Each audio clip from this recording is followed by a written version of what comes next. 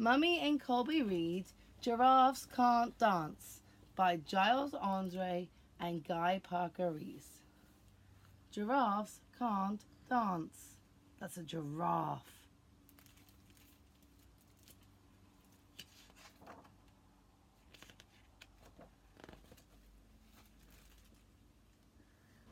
Gerald was a tall giraffe whose neck was long and slim, but his knees were awfully crooked and his legs were rather thin.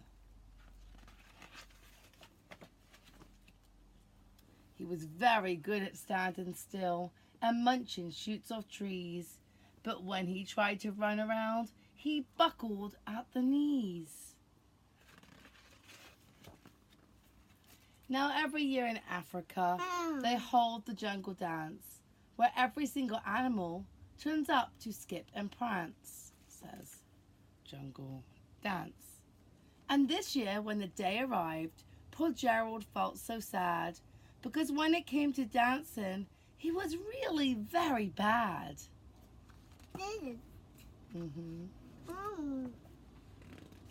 The warthogs started waltzing, and the rhinos rock and rolled. The lions danced a tango that was elegant and bold.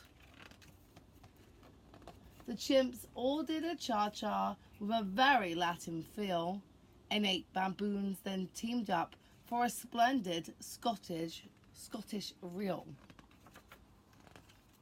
Gerald swallowed bravely as he walked toward the floor, but the lions saw him coming and they soon began to roar. "Hey, look at clumsy Gerald," the animals all sneered. "Giraffes can't dance, you silly fool. Oh, Gerald, you're so weird." Poor Gerald, right, Colby? They're all laughing at him.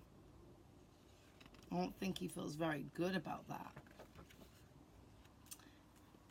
Gerald simply froze up. He was rooted to the spot. "They're right," he thought. "I'm useless. Oh, I feel like such a clot."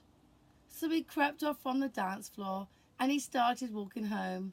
He never felt so sad before, so sad and so alone. Then he found a little clearing and he looked up at the sky. The moon can be so beautiful. He whispered with a sigh. All kisses. "Excuse me," coughed a cricket who'd seen Gerald earlier on, "but sometimes when you're different, you just need a different song." There's the cricket. Listen to the swaying grass and listen to the trees. To me, the sweetest music is those branches in the breeze. So imagine that the lovely moon is playing just for you. Everything makes music if you really want it to. With that, the cricket smiled and picked up his violin. Then Gerald felt his body do the most amazing thing. His hooves had started shuffling, making circles on the ground. His neck was gently swaying, and his tail was swishing round. Look, swish, swish, swish. He threw his legs out sideways, and he swung them everywhere. Then he did a backward somersault and leapt up in the air. Gerald felt so wonderful. His mouth was open wide. "I am dancing! Yes, I'm dancing! I am dancing!" Gerald cried. Then one by one, each animal who'd been there at the dance arrived while Gerald boogied on and watched him, quite entranced. They shouted, "It's a miracle! We must be in a dream. Gerald's the best dancer that we've ever seen."